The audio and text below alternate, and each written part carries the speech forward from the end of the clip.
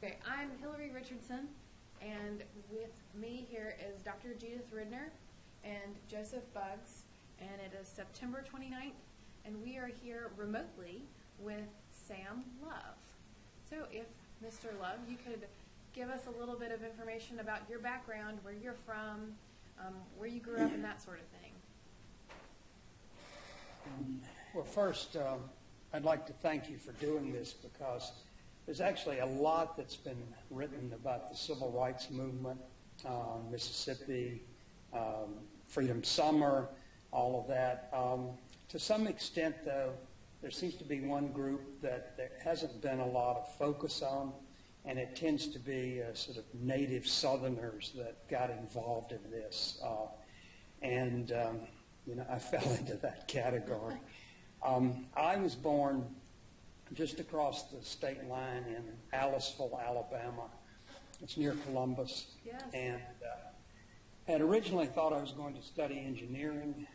And after I spent a year in engineering at Mississippi State, I decided their fields were much more interesting in other areas. So I really moved into political science and journalism. I was attracted to the Reflector because I started writing letters to the editor, and I think Boyd Gatlin might have been the editor at the time. And then he said, we should just give you a column. And so my sophomore year, I had this column called Love Notes. And then that led me to get more involved with the paper. And, I later was elected editor. What happened is I've often wondered why I turned out different than a lot of people I grew up with. And I'm not completely sure, other than the fact that I read a lot, spent a lot of time in libraries. I considered librarians one of the more subversive forces in society. And so I entered Mississippi State in I think it was the summer of 1965. And I came there the summer before I was supposed to start to get some of the language requirements out of the way, because I think in engineering you had to have a year of a language, and arts and sciences I think it was 2 years. And so I originally thought I might go to Georgia Tech, but Mississippi State let me bring my car. Georgia Tech wouldn't. So, and also I saw broader opportunities for exploring different fields at Mississippi State. And so I entered there as a freshman. And that was a period that was tumultuous. It's just the best way to describe it.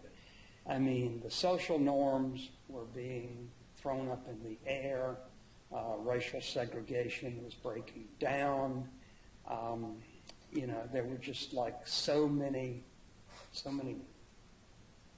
cultural forces that were just disruptive, and students were caught up in it.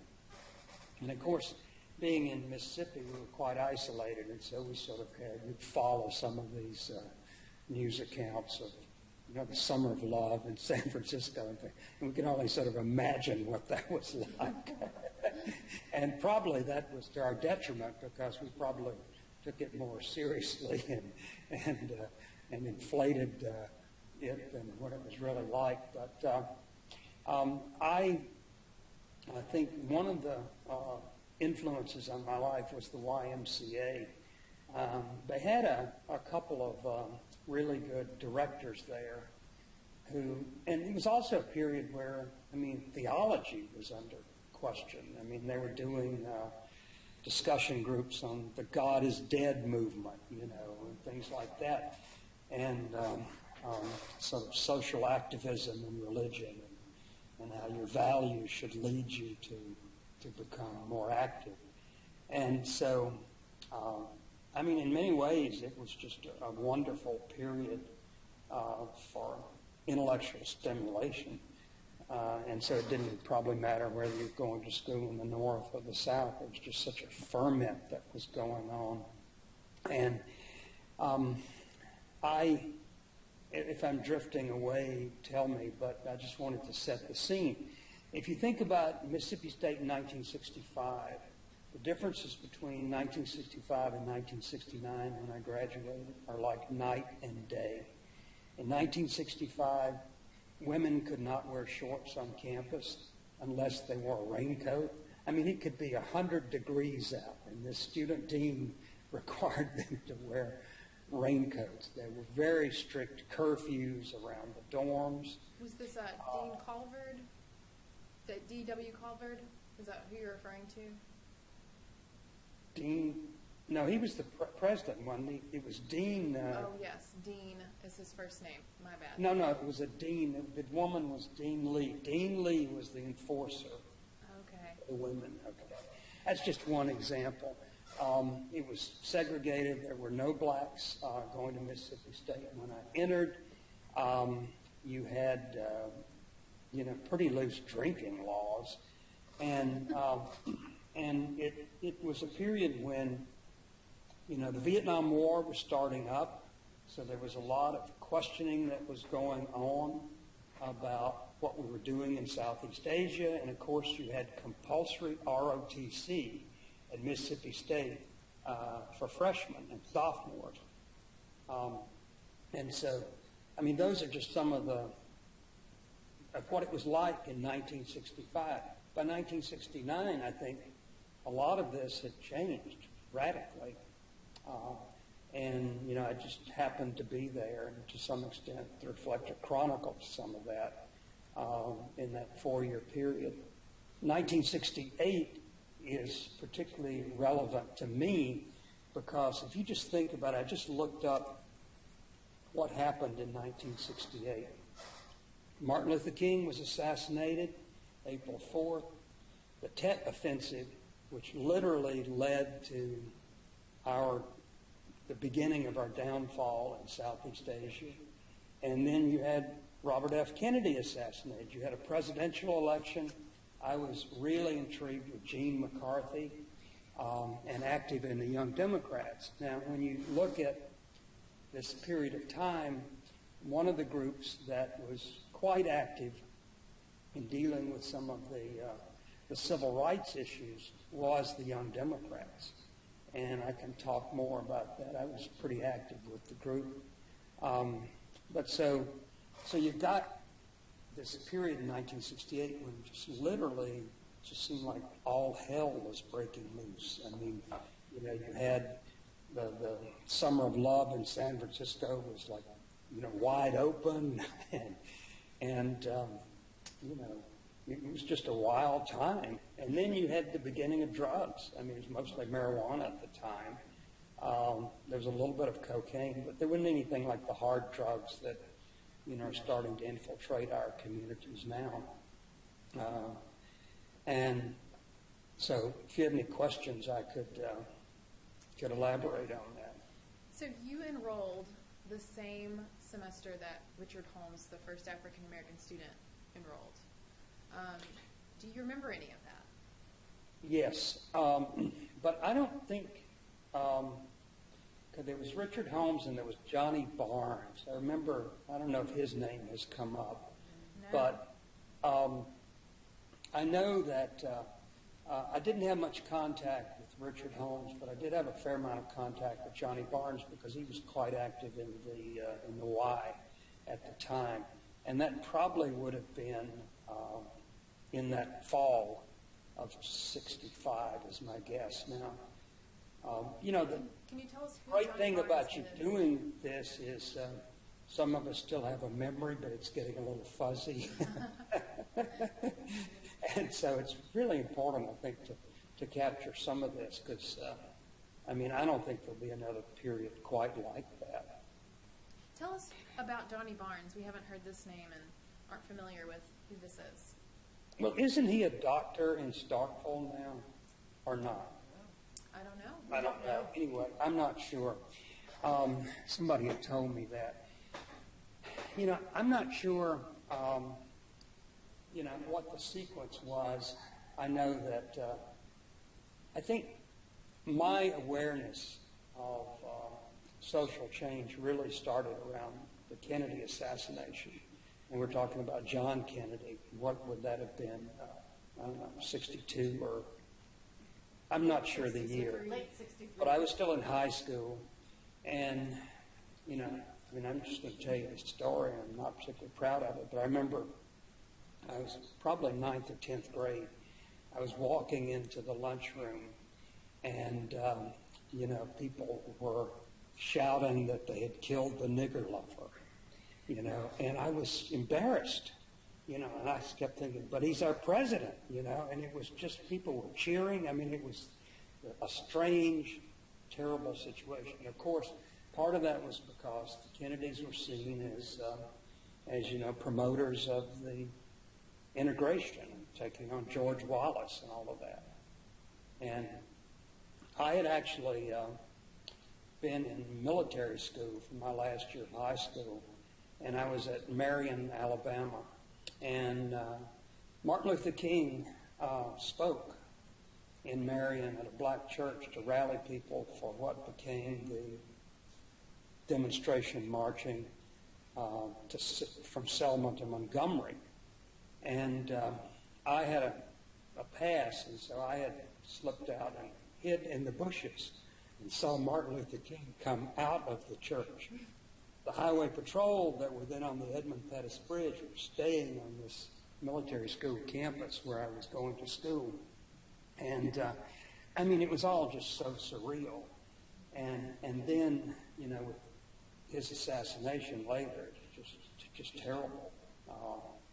And so these were some of the formative influences on sort of me becoming somewhat different.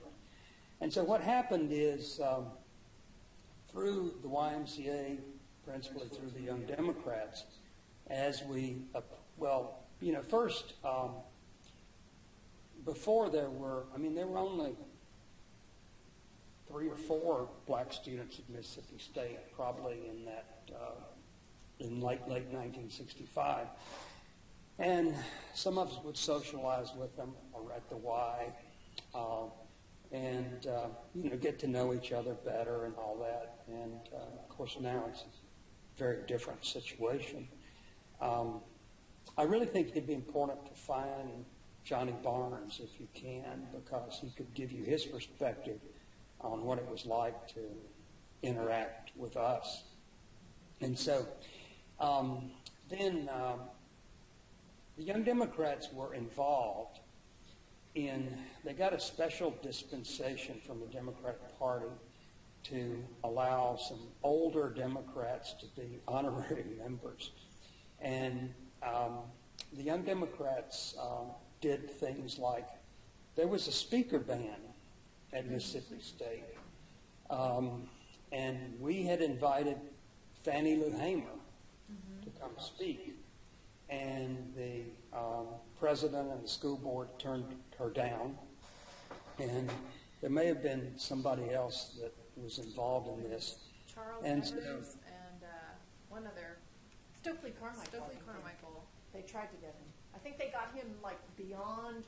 They kind of ran around the law by having him just off campus. I think. Oh, I can tell you the Stokely Carmichael story, but let's save that one. We'll Because come the back to that. lawsuit's pretty well documented, and I think there were 3 or 4 of us that were listed as plaintiffs. I think Wes Watkins in Greenville, Mississippi was the attorney. We sued the school board to do away with the speaker ban, and the courts held that it was unconstitutional. And if I remember correctly, the first person that came after the speaker ban was overturned was Fannie Lou Hamer, who was a remarkable woman, and she was, of course, at the center of the 1964 challenge to the Democratic Party in Atlantic City. And she was also part of the 1968 delegation to Chicago. And I got to know her some. Aaron Henry, I know he was one of the ones that had been invited. And I know he came to speak, but he might have also come over the evening that we had Fannie Lou Hamer speak to introduce her. He was, I remember he was like head of the NAACP in Mississippi, after Medgar Evers was assassinated. And so anyway, and I can't remember the date of when this lawsuit was settled and we had Fannie Lou Hamer. I'm sure it's covered in the Reflector, and you could check the dates. But that was a memorable time. And so what happened is, as we moved toward the election in 1968, the Young Democrats got involved in voter registration work. And we would go out to some black churches and assist in voter registration rallies. And then there was actually a counter-democratic convention for the state in Jackson. And there were delegates, and I was selected as a delegate to the Jackson convention. We're talking, if I remember correctly, probably about February or March of 1968. And then at the convention, there were delegates selected to go to Chicago as part of a counter delegation to the white segregationist Democratic Party.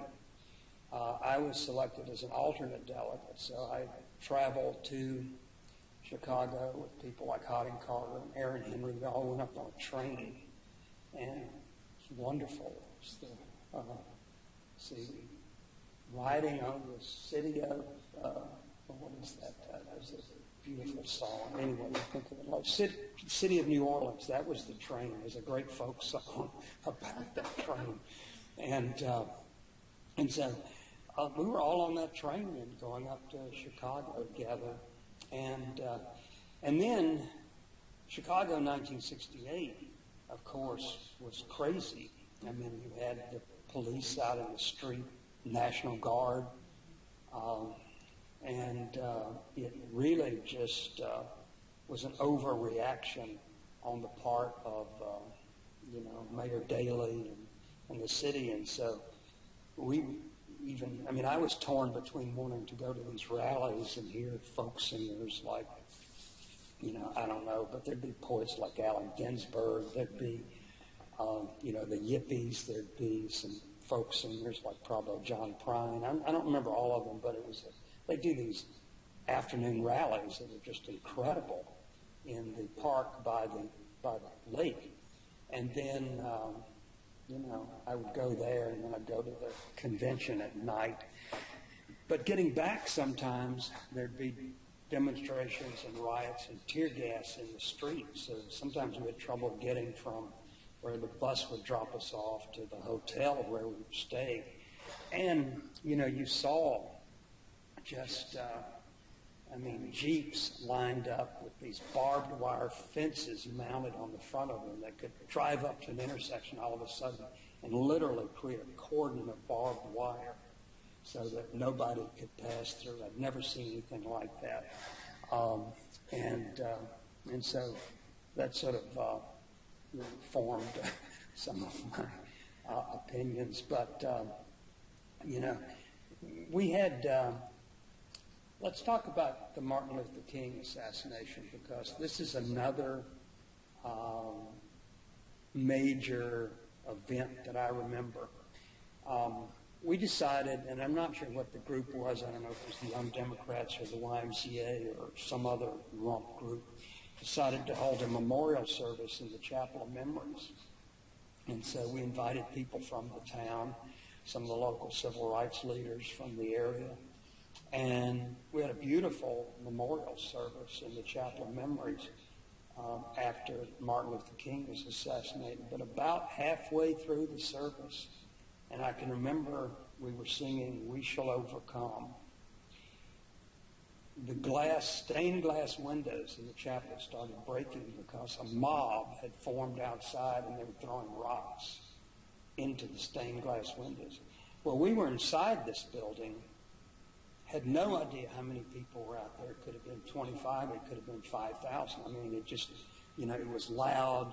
this tinkling of the glass on the floor.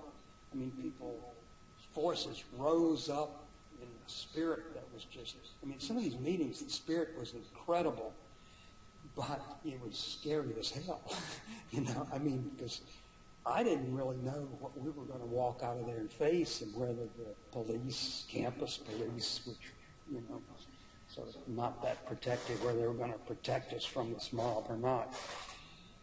And so, but it turned out that they did sort of create a cordon, you know, we all sort of walked through it to get away from there. But that was a very scary night. And it was an indication, and this would have been about 2 years after Mississippi State was integrated. And so, you know, it's still an indication of the tensions that existed and how challenging it was to be sort of a white misfit in the middle of all this. Now, Stokely Carmichael, I don't remember him ever speaking at Mississippi State, but I do remember a group of us, there were 2 carloads of us, went to West Point, Mississippi, to a church to hear him speak.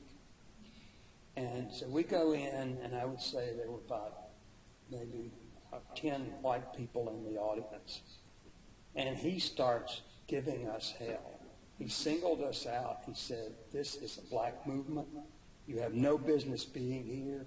You know, this is black power." It may have been the first time I ever heard the phrase black power. I don't know. Now, of course, here in some situations I had been singled out for, you know, working with civil rights, and then he's telling us to get the hell out. So it was a little perplexing. I do know that when we left there, we were, one of the carloads stopped, and that group was arrested and put in jail. But the rest, they only stopped one car. And you know, then it became a question of finding a lawyer, getting them out of jail, and all of that. And that actually led to some personal issues with one of the students, particularly. You know, father ended up pulling him out of Mississippi State and all of that. So, you know, it was a wild time, and it was both inspiring, but you know, you just sort of, well, at times you really felt the culture was changing, and at other times you just didn't know. I don't know if you have any specific questions. These are some of the things that I thought about as I was thinking about you know, this. And of course, I could go into some of the cultural aspects of what was going on, because there were rock festivals. There was an underground newspaper in Jackson called the Kudzu, and they had organized a couple of youth festivals. And I was at one of them. I think it was called the Mississippi Youth Jubilee. And it was on an old campus that was being used, some church owned it, was being used for retreats. And so they had pulled together some of the cultural misfits, is just the best way to describe them, from around Mississippi. A lot of them were like natives. It was going to be like a weekend of like peace, love, and cultural expansion or something. And there were some bands there. But in the evening, I can remember that we were in like the dining hall, and all of a sudden we heard 2 shotgun blasts, because a pickup truck had driven by on the road, which was probably about maybe 100 feet away, and had fired, you know, 2 blasts of a shotgun toward the building. And somebody hit the light switch and started screaming, "Down, down, down," so we all hit the floor. And, you know, I mean, that really, I mean, it was an integrated gathering, but I don't know if rumors were out that the communists were gathering here, or what had provoked these guys in this pickup to drive by and shoot. I don't know if any of you have seen a novel that I wrote called Electric Honey about this time. I think I donated a copy to Mississippi State. Well, it may be one of the few novels that Mississippi State centers and plays a critical role. Doesn't focus so much on integration, but it tends to, I actually think I wrote it as my revenge on Southern culture. So Electric Honey, the premise of it, it's set in 1968 in Mississippi State. It's on Amazon if you can't find it. I think I donated a copy to the library. They're there. The premise is that there were a group of student prankster activists who were taking on some of these issues that we've talked about. And this right-wing nut group, run by a retired military officer, Colonel Billy. Colonel Billy is his name. I mean, I wrote this some years ago, but when Print on Demand made it possible to actually bring these things out, I pulled it out of the bottom drawer and workshopped it and then brought it out as a novel. It's actually sold a few copies. So it pits these two groups against each other. And there's a thread of a mother and daughter that links the two groups. The daughter is involved with the hippie activist at Mississippi State, and the mother works for this right-wing nut group, which is a parody of the John Birch Society. Some of you are probably too young to even know what the John Birch Society is. I see Judy nodding her head. But anyway, at the University of Mississippi at that time, the government had given the pharmacology school or pharmacy school a grant to grow laboratory samples of marijuana. And this was probably went into place about 1967. Originally, the field didn't even have that much of a fence around it, but the crops started disappearing.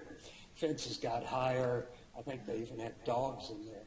But there was a rumor that bees would fly through the chain link fence, pollinate the marijuana, and bring the THC back to their hive and create this electric honey. And so, there actually may be some truth to that. I don't know, because I've done a fair amount of research on them, and there's some evidence that with certain types of marijuana, the bees can pollinate it at a certain point. But I don't know if it happened in Mississippi or not. But I'd heard about this stuff, and it probably was like an urban myth, but I decided to make that like a centerpiece of the book, thinking it might attract some attention. And so Electric Honey weaves in and out of the lives of these two groups. And I don't know, you might get a kick out of it. So you talked about your writing, which I'm going to check and see if we have a copy of that. Because if you donated it, I'm sure we have it. If not, I have a few copies left. I can send you one. I would love that. So you talked about your writing. You also wrote, you said a column, and you were an editorial writer. I was editor. Editor. So you had lots of opportunities to write, whether it was editorial or not. Can you talk about the columns that you wrote and the content that you had, that you were in charge of as the editor of The Reflector, and also maybe if you could sense any effect any of that had on the students on campus? Okay, I actually don't remember any of the columns that I wrote. They're there. I would guess it would be about the 1966 issues. And then I probably did, worked as an assistant editor and then ran to be the editor because it was an elected position. I don't know if it still is. I had these handbills I'd made up, make love, Reflector editor. It was, around the summer of love. And I ended up getting elected. But we had done some special editions. One of them was on the school system in Mississippi. Mm-hmm. And boy, it was controversial. And then we did some articles on the prison system in Mississippi. And I won an award for an editorial that I'd written from like a student college press association. Basically, it was an open letter to the Russians informing them that the B-52 nuclear-armed bombers had been removed from Columbus, Mississippi, and so I was asking them to take Columbus, Mississippi off their nuclear targeting. and so I don't know, who submitted it, but actually I won a letter opener as a prize for that editorial. The biggest event, though, in my publishing career was there'd always been a rumor at Mississippi State that student politics was controlled by a small group of people around the fraternities. That there literally was this secret organization that was like an interfraternity fraternity. And, I first heard about this probably as a sophomore, and was curious about it, talked to people. We ended up doing a major expose on this organization, and I think it was called the Group. That's what they call themselves. Well, it turned out that at one time, you'd have to go back and look at the article, and that probably would have been maybe the fall of '68 that this article appeared. We named the names of some of the people that were in it. I had reporters go out and give people an opportunity to confess to being members, or we were going to reveal anyway. But the thing about this that was so interesting is at one point there was a national organization that started through the Ivy League schools that had this philosophical premise that average people were not capable of governing themselves, and that an elite had to be nourished and trained to go into office. Well, it turned out Skull and Bones at Harvard is the remnants of that group there. George Bush was a member. Kerry was a member. I think it was Kerry. Anyway, they're major leaders that have come through this organization. And I had found out that somebody at the university, the student newspaper at the University of Alabama, the year before, had done an expose on their secret interfraternity there, which they called the Machine. I drove over there, got a copy of that paper, and met with the people, and they talked about this whole thing about how at one point there had been like a national organization, and these people met and all that. That broke up. Actually, the McCarthy period is when it broke up because, clandestine secret organizations were all up. And so they broke up as a national organization. And I've forgotten the fraternity name of it, but it's like TNE, if I remember correctly. Beta Nu Epsilon or something. But if you dig up the article, it's pretty definitive. And basically, it disrupted student politics at Mississippi State for years. Because, they had really been doing this there. I mean, they would select somebody, they would run them for freshman class president, groom them, and then later on they would, have other jobs. Some of them, there were a number of congressmen from Mississippi that had been members of this. They would select their interns from this secret fraternity, which would then groom them to have political stance, to go run for office. And there are people in Mississippi elected today that came through this process. I remember the State Agricultural Commissioner, Jim Buck Ross, was the biggest name we had in the article. But Stennis, Senator Stennis, I think you named a building after him, He was part of it, and he had selected a number of his intern staff from recommendations made by these Sigma Chi was one of the main sort of villains in this whole conspiracy to control student politics. But, you know, I wasn't in a fraternity, and it basically sort of kept out large numbers of people from getting more involved. So that one's worth looking up. I mean, that's probably one of the things I'm most proud of. And, you know, we sort of covered the issues. We covered the attempts to get ROTC made less compulsory. There was a stupid issue where the campus would not let people sit on the grass, you know.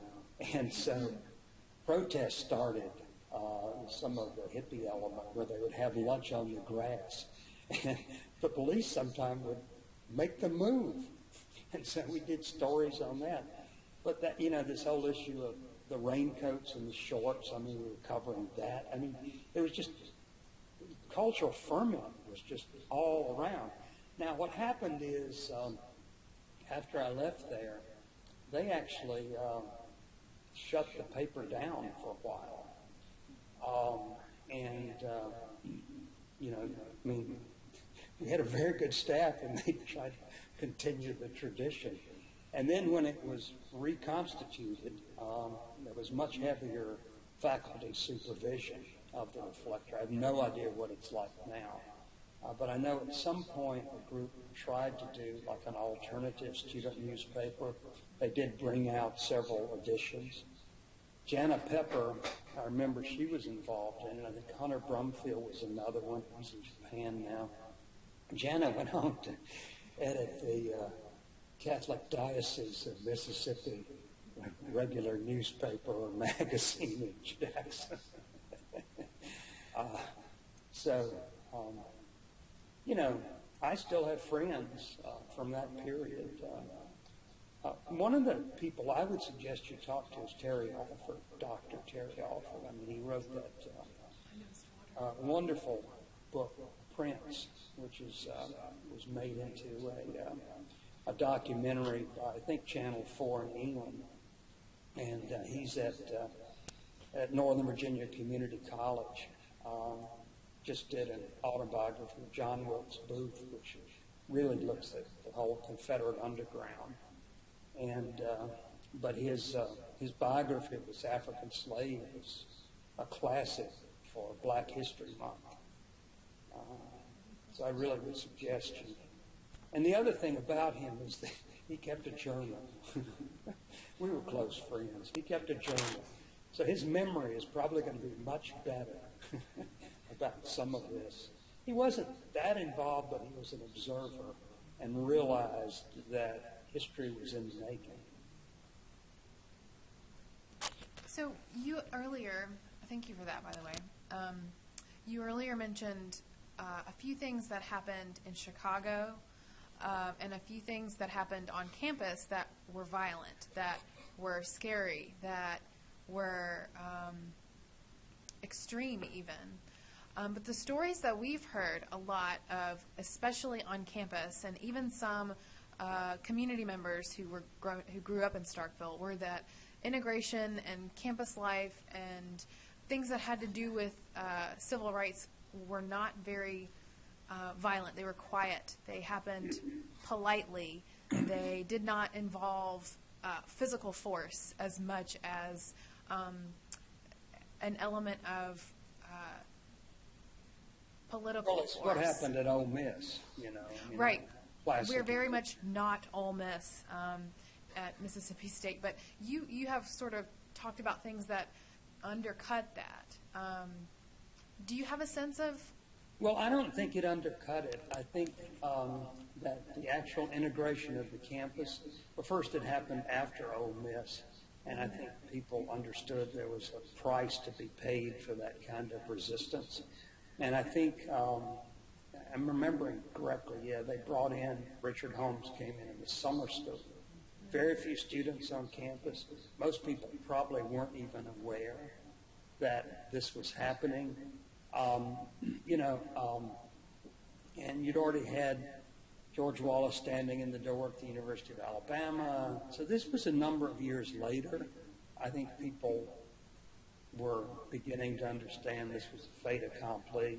And I don't know if William Winter had become governor of Mississippi by then, as opposed to, who was the one, Governor Ross? What was the one that... Ross Barnett? Ross Barnett.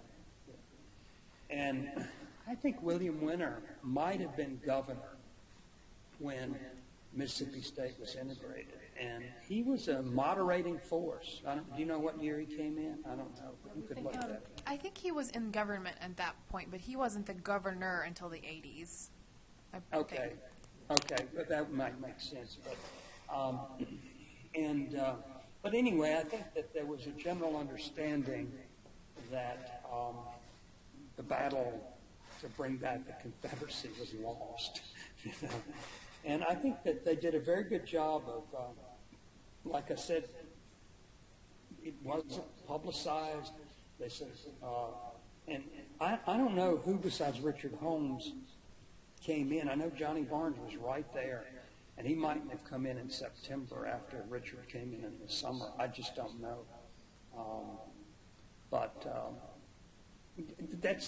I think their accounts are absolutely accurate. It's just that particularly as we got into 1968, it became much wilder, you know, with these cultural forces sort of swirling around the campus. And I think the administration had no idea, you know, what was going on. Why would people challenge ROTC? You know, what was going on with this whole Vietnam thing. And some of us were starting to lose friends, you know, from the Vietnam War. And so people were starting to realize, you know, the toll of this. And so, you know, I don't know when I don't know really what happened with the elementary schools and the high schools in Starkville. And I mean, we were in touch with some of the local leaders, but I just can't remember who they were. Do you remember the name Dr. Is it Douglas? I'm just blanking. Douglas Connor. Is that one that you remember? I do remember him, but I don't really, I just can't. I do remember that name, but I didn't have that much dealings with him, so I just don't know. Okay. So we have done a bit of talking to people who were involved in the integration of the Starkville schools, and it's our understanding that Dr. Connor, along with several other sort of leaders like you've mentioned, were instrumental in bringing that about peacefully in the midst of all the violence that was happening around them, and that happened in late '69, early '70. But see, Ole Miss was probably, what, 64, 65? When did... No, 63. 63 as well. So, you know, we're talking 5 years later, 6 years later. I mean, there was a lot that had happened in that 6 years. I'm actually surprised it took that long for Mississippi State to integrate. But I think President Giles, if I remember, was president at the time, and he was a moderate, a very nice gentleman. And I'm imagining that he had a major role in helping the transition. Do you have a question, Judy? I was wondering about your background and how you got involved, or how you sort of ended up in this kind of radical democratic group when you're a young man coming from Alabama. You talked a little bit about how reading and going to libraries influenced you, but was this in keeping with your family's values, or were you really taking new directions? And what was inspiring this change? Or what was inspiring your activism, I should say? Well, I can sum it up in one story. My father had collected money for George Wallace to run for president. I was trying to support Gene McCarthy. So that sort of sums up. No, I mean, it was hard on my family. they couldn't understand me. They periodically send a minister over to sort of talk to me, counsel me, and try to straighten me out. And so, no, I mean, it was, my father owned some service stations in Alabama. He had to quit school in the, I think, 8th grade during the Depression because his father died, and I think there were 9 or 10, siblings, and so he had to go to work. My mother had finished college and taught for a while. She was a substitute teacher while we were growing up. And she encouraged reading, and, we had a really good library there in the small town of Aliceville. And I think some of the librarians would, encourage me to read certain books. But I mean, the kind of books that tended to really influence me, I remember when I read Silent Spring by Rachel Carson. That was just an eye-opener, and I've been involved in environmental issues for years, and I credit that book with opening my eyes to the impact. As a matter of fact, my latest project is a children's book. I'm going to get you a copy. Can you see this? Yep. This is my plug. This is a children's book that I've just done to educate children on what happens to a plastic bag thrown out of the car window and how the pieces get cut up and then move through the environment. And this book is actually selling pretty well. I worked with a wonderful local illustrator. So I'm still involved. I mean, last night I was at the county Democratic Party headquarters making phone calls to get people to come to some voter registration events here because I think this election is so critical. But I'm not as active as I used to be. And, I'm not the flamethrower I used to be.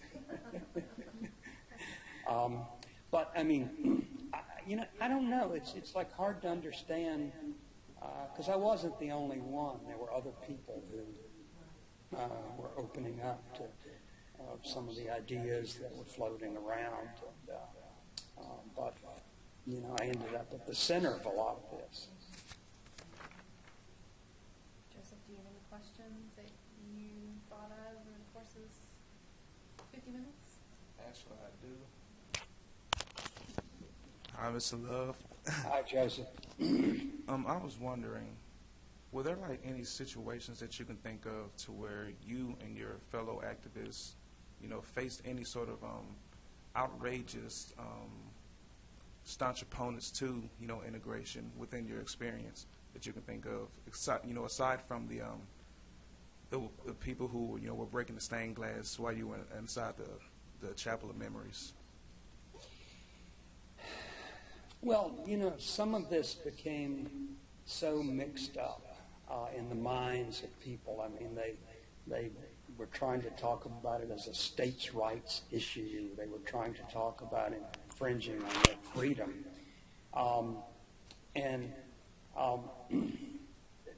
The incidents that I remember, where you would have people screaming at you and those kind of things tended to be the ones that I've talked about.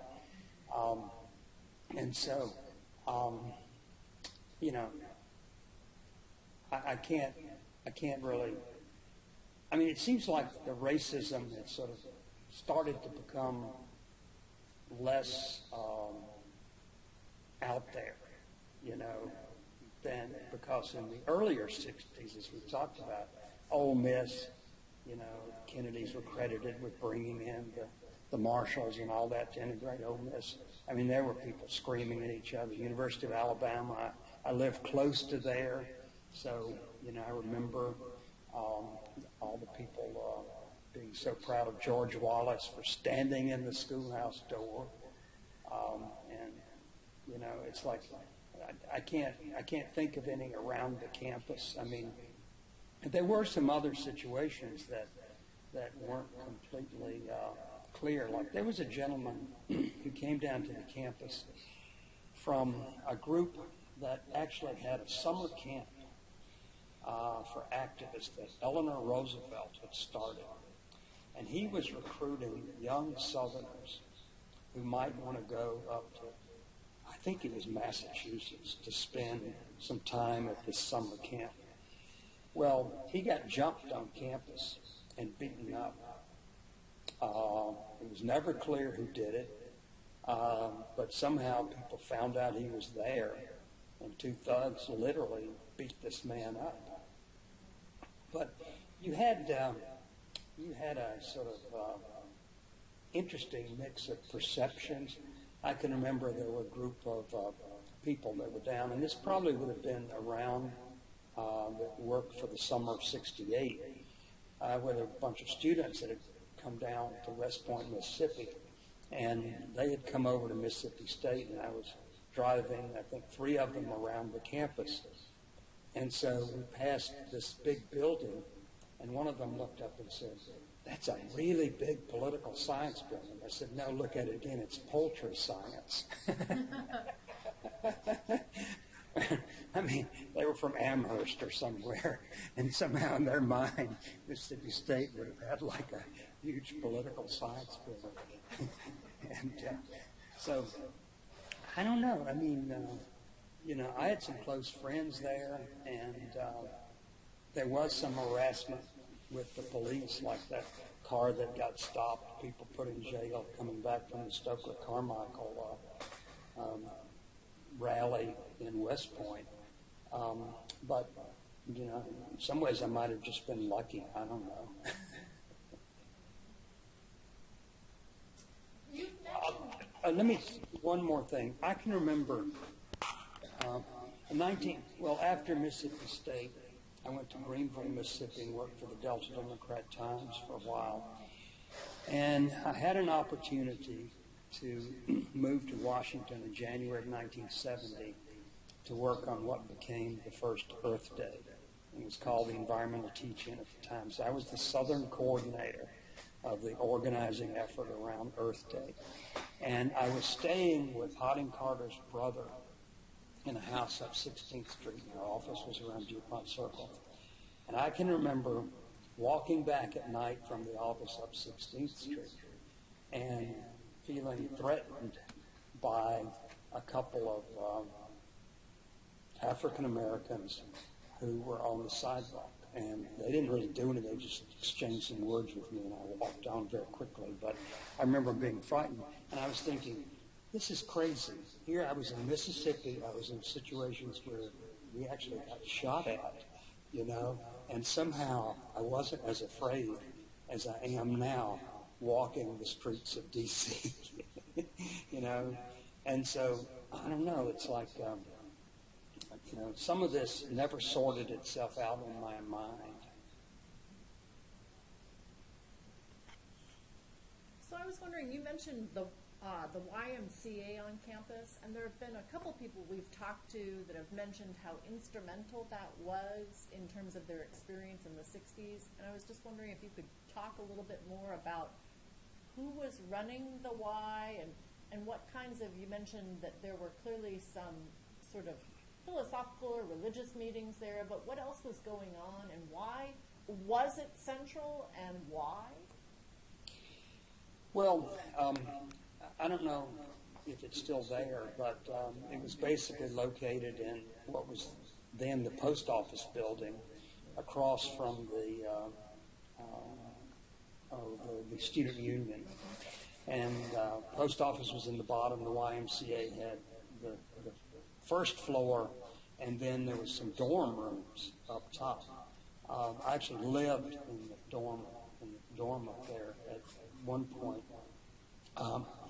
There were people who were involved with the Y that were native Southerners. Scott Wendelsdorf is a name that I remember. He's later became an attorney in, I think, Kentucky, and is representing all sorts of good causes.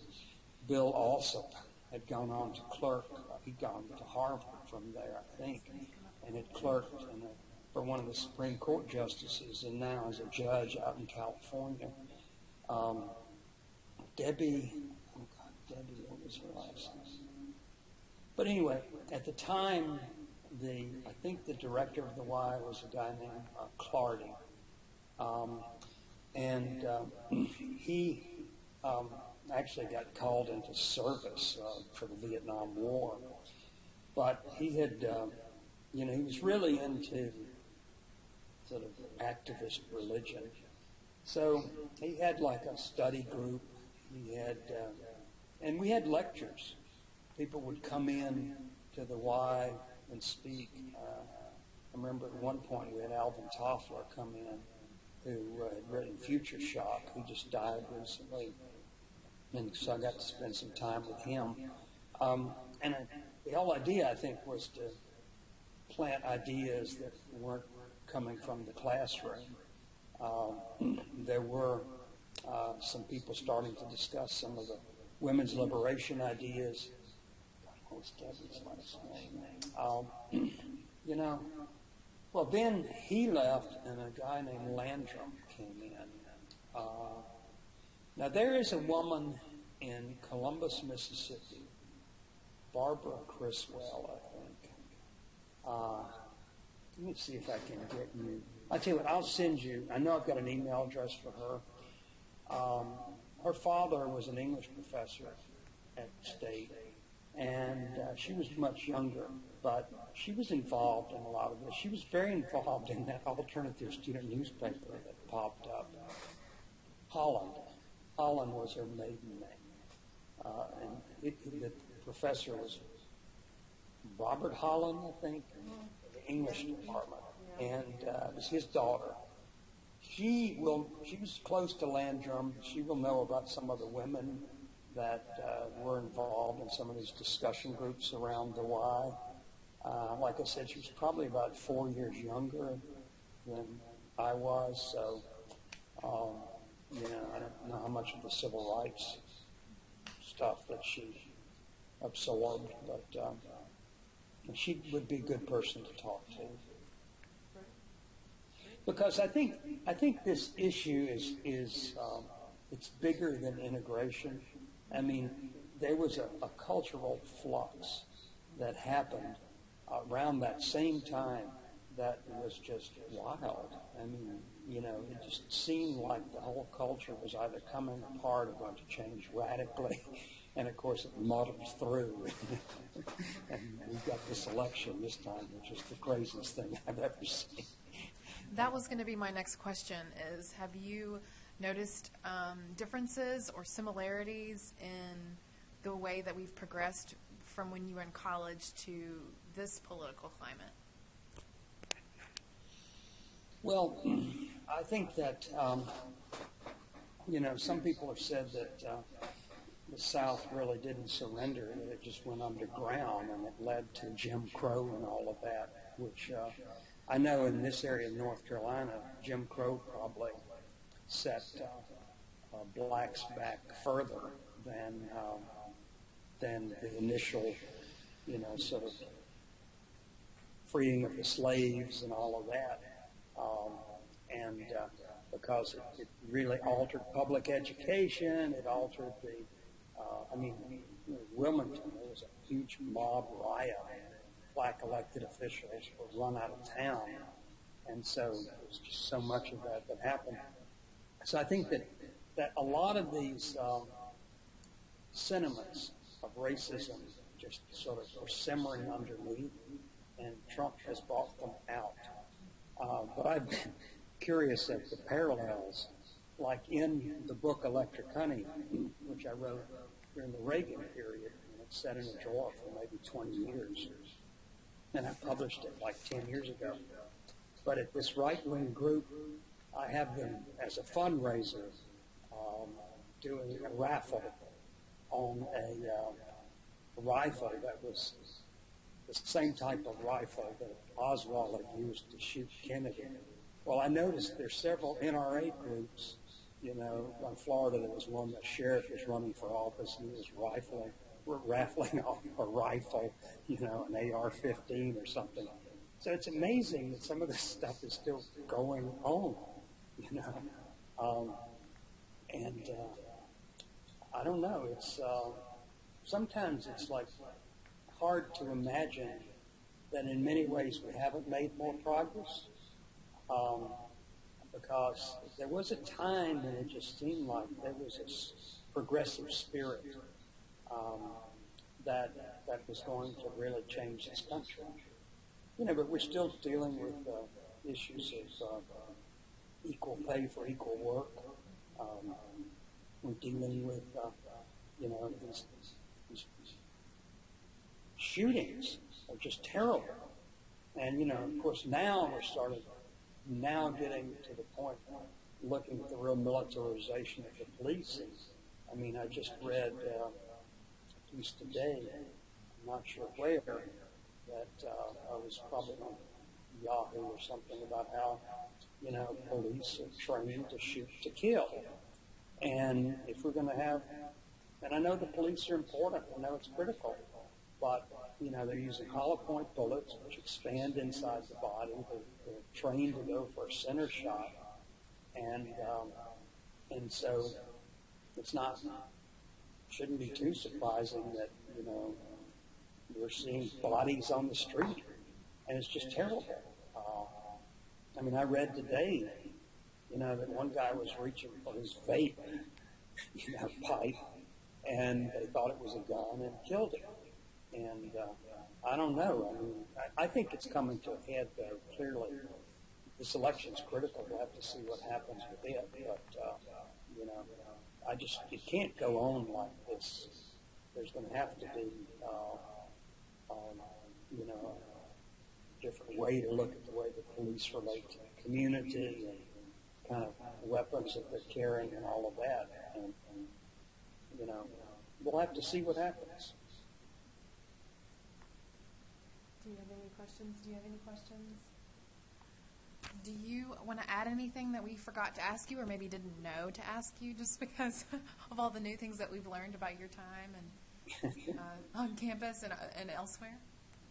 Well, the stories always get exaggerated over the years, but I think you can verify some of those. I really don't. If you think of anything, you can email me. Let me make a note. So I'll send you Terry's contact information because he may have a really good memory of some of this. He also started collecting racist literature back in the 60s, and he's got a filing cabinet full of like, the Citizen Council stuff and other stuff that was being handed out here. You want Barbara's address or contact too. And you've talked to Boyd. Boyd's an interesting guy. I've seen him some because he has a boat up here. So sometimes I've seen him come up for that. But he's had an interesting career. Yeah. And I had donated, I mentioned this to the first person, I don't know whether Judy you contacted or that I had donated some papers to Mississippi State. And I had set out to write a book on the 1968 Democratic Convention and the challenge delegation. And I had extensive files. I had some audio taped interviews, and I had donated them to Mississippi State. And I think we've located that. Our group is volunteer based, so I think it's good. I think it's located in the Patricia Darien papers. Well, does I was name going ring to a guess bell? they rolled them into Harding Carter's papers. But, Patricia Darien just died. So there was a cassette tape I had of an interview with her. It was quite interesting. We are definitely looking for that. Whether we get to it now or in a few months is yet to be seen. But yeah, thank you for pointing us in that direction, because you and a man, Larry Mitlin, also told us to look for those papers. So you talked to Larry? No, but we're thinking about, he's another person who I think is in South Carolina, and we thought about trying to get him over the internet. I'm having trouble hearing you. I'm sorry, Judy. The mic. Oh, that's okay. No, we have not talked to Larry Mitlin, but, His mother worked in the library there for years. okay. But Yeah, because I he think mentioned this collection. I think I have an email for him if you want that. Oh, if you do, well, actually, no, I think if you have his email though, that would be great. Okay, I'm not sure if we have it or not. okay. Okay, and if I can, I mean, you know, I wasn't alone in this. There was actually a group of people, and of course, you had some people that were rebelling culturally, and others were rebelling politically. You know, some got into the drugs and the music, and so it was just, there was a lot of different sort of forces that were pulling people at the time. But I like to think I captured some of that in Electric Honey. Well, we appreciate very much talking to you, and thank you for sharing those stories with us and those names and those other resources as well, because that gives us more information to tack on to not just your interview, but the project itself, too. So thank you. Because, see, I think that the integration in Mississippi State was part of it, but the fact that there was like just this cultural upheaval going on at the same time, and to be honest, there were very few of the black students. I mean, they were model citizens. They weren't involved in, you know, smoking marijuana and getting into sitting on the grass so that you'd have the freedom to eat lunch on the grass. I mean, these are like stupid issues, but it was like how we took on authority, you know. And so, but I think it's really important what you're doing because, you know, I mean, I'm 69, I'll be 70 soon, and so, you know, you won't be able to capture this. Pat Darien just died. You know, she had Alzheimer's. They were in North Carolina. I'm sorry I didn't know that because I might have gotten over to see her one more time. She was a remarkable woman. And, you know, so it's great that you're pulling some of this together. And that's, hopefully it doesn't get lost. But I would look, I don't know if, I would look for issues of the kudzu. And I think you probably I think we have some of those, yeah, in our special collections department. If you go through and read some of that, you'll get a feeling for it. You'll probably see it right up with this Mississippi Youth Jubilee. The reflector from that period is also a pretty good chronicle of some of the stuff that was going on. And okay, well, thank you for doing this, and good luck with it. Thank and you I will so send much. some other leads. Okay. We look forward to your emails. Okay. Thank you. Yeah, Thank you. Thanks. Okay. Turn this off.